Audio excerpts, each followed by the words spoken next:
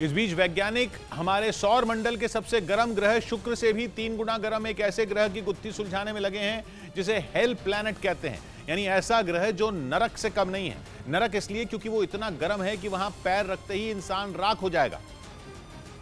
क्योंकि हमारे सौर मंडल से दूर उस ग्रह की पूरी सतह लावे के समंदर से ढकी हुई है। उसका आसमान भी लावा बरसाता है। पृथ्वी से 8 गुना बड़े इस ग्रह का तापमान 2000 डिग्री सेल्सियस है। लेकिन सामने आई एक ताजा स्टडी से पता चला है कि हेल प्लैनेट शुरुआत से ही ऐसा नहीं था। वैज्ञानिकों का मानना है कि वो इतना ज्यादा गर्म नहीं था। असल में वक्त के साथ वो अपने सूरज के इतने करीब चक्कर लगाने लगा कि वहां आग बरसने लगी। इसी वजह से महज 17.5 घंटों में हेल प्लैनेट में साल भी बदल जाता है। हालांकि इन डरावनी बातों के बावजूद हेल प्लैनेट सबसे मालामाल ग्रह भी हो सकता है। वैज्ञानिकों का अनुमान है कि उसकी कोख में बेशकीमती हीरों का खजाना है। इधर भूपेंद्र पटेल लगातार दूसरी बार गुजरात के मुख्यमंत्री बन गए। गांधीनगर में हुए समारोह में उनके साथ 8 कैबिनेट और 6 राज्य मंत्रियों ने भी शपथ ली। और इस शपथ ग्रहण समारोह में प्रधानमंत्री नरेंद्र मोदी भी शामिल हुए। उन्होंने हाथ जोड़कर वहां मौजूद लोगों का आभार जताया। प्रधानमंत्री के अलावा गृह मंत्री अमित शाह, कई केंद्रीय मंत्री और बीजेपी शासित राज्यों के मुख्यमंत्री भी इस कार्यक्रम में मौजूद रहे। उधर दुनिया की सबसे पुरानी जीन्स की कीमत करीब 94 लाख रुपए आंकी गई।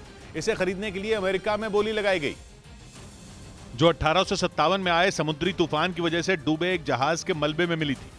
जानकारी के मुताबिक सफेद कलर की इस जीन्स को खरीदने के लिए अमेरिका में $1,14,000 यानी भारतीय रुपयों के हिसाब से करीब 94 लाख रुपए की बोली लगी। इस बीच दिल्ली पुलिस की एक सब इंस्पेक्टर की शिकायत पर उनके पति के खिलाफ FIR दर्ज कर ली गई। आरोप है कि सब इंस्पेक्टर का पति कई महीनों से उनके साथ मारपीट कर रहा था। लेकिन शिकायत करने पर भी पुलिस की तरफ से मामले में कोई कार्रवाई नहीं की गई, जिसके बाद सब इंस्पेक्टर ने ट्विटर पर पोस्ट कर महिला आयोग से मदद की गुहार लगाई।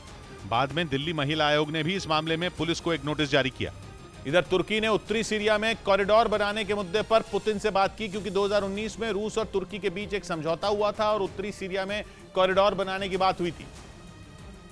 और एर्दोआन ने पुतिन को 2019 का वही समझौता याद दिलाया और मांग की कि उत्तरी सीरिया में कॉरिडोर बनाने में पुतिन उनकी मदद करें। खबर है कि एर्दोआन ने पुतिन से इस बारे में फोन पर बात की और कहा कि उत्तरी सीरिया में 30 किलोमीटर चौड़े सिक्योरिटी कॉरिडोर की जरूरत है और 2019 में हुए समझौते के हिसाब से रूस इसमें तुर्की की मदद करे, क्योंकि कुर्द लड़ाकों का खतरा बढ़ता ही जा रहा है। तुर्की ने सीरिया में एयर स्ट्राइक के करीब 3 हफ्ते बाद ये मांग की। इससे पहले तुर्की सीरिया में जमीनी जंग छेड़ने की चेतावनी दे चुका है और अब कॉरिडोर की मांग करके उसने ये जता दिया कि वो सीरिया में हमले की तैयारी कर रहा है और पूरी प्लानिंग के साथ अटैक के मूड में है, जबकि अमेरिका उसे रोक रहा है।